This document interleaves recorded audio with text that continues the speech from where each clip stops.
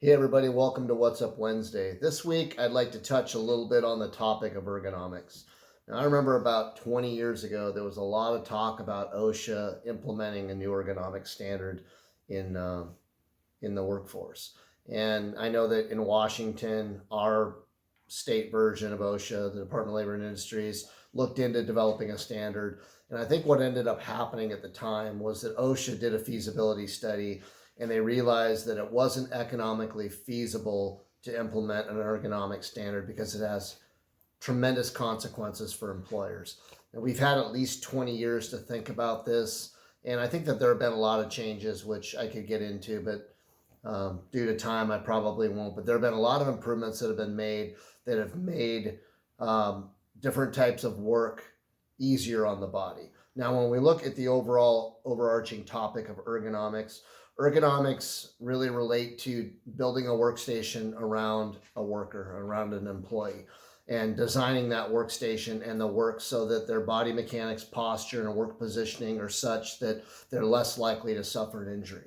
Now, when we look at injuries in general, ergonomic related injuries, which I would title as musculoskeletal disorders or cumulative trauma type of injuries, which result oftentimes in strains and sprains, account for a third of all injuries. We're talking about $20 billion a year in compensable claims. And when you look at the indirect costs, I think that the statistics are, the lack of productivity, pain, suffering, etc. I believe that the number is almost $650 billion in losses every year. So this is a pretty significant issue. And again, I think employers have done a lot to really curb this. Now, common examples of ergonomic injuries would be lower back pain, and the average cost of a lower back claim is $40,000 to $80,000 in compensable costs. Carpal tunnel syndrome, the average carpal tunnel surgery in the time that the person's out is usually about 28 grand. Neck and shoulder injuries, tendonitis, epicondylitis, also known as tennis elbow, very common injury. Average cost of epicondylitis, $80,000. So really, really significant. Now, when we kind of look at the changes coming out of COVID, prior to COVID, about 1 in 30 companies had people working somewhat remote. Now, post COVID, 1 in 3 companies have people working remotely. And I know that our staff, we only had a small percentage of our staff that worked in the office. The others were remote around the country.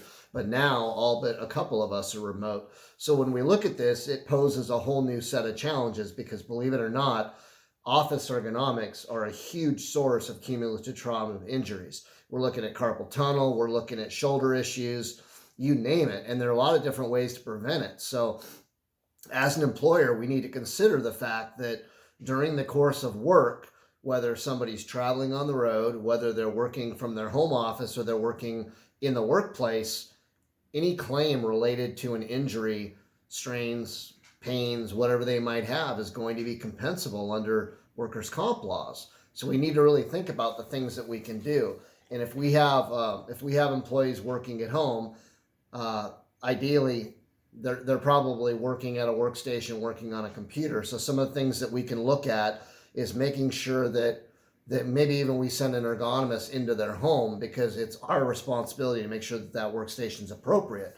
So when we look at that, take a look at the workstation, the computers, make sure that they're set up to eliminate strain in accordance with ergonomic guidelines. They need to be properly adjusted for height. Somebody who's 6'4" and somebody who's 5'2", the workstation is not going to be identical for those two. They need to be adjusted.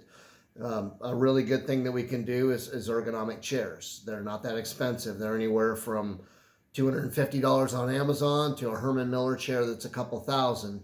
But an ergonomic chair allows the user to adjust that chair where they need it adjusted so that they're comfortable. We also need adequate lighting. That's a big deal.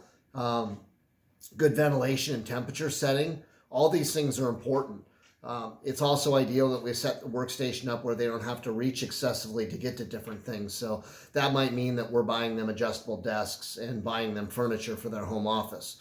If that's the case, I can tell you that all the costs of doing all these things and sending an ergonomist in to train them and set up their workstation is going to be a whole lot less money than if there's a claim related to carpal tunnel or tennis elbow or some other issue, lower back pain from having a chair that's not ergonomically designed. So some things that as an employer we need to consider that maybe haven't crossed our minds is this whole new virtual work environment presents a whole new set of health and safety challenges for us. So think about those things. Be aware that there is an ergonomic standard coming. I know that in construction we've been talking about ergonomics and addressing it for years, but across the board it is coming, and when it does, it's going to mean broad sweeping changes for employers. So hopefully you find that helpful, and we will see you next Wednesday.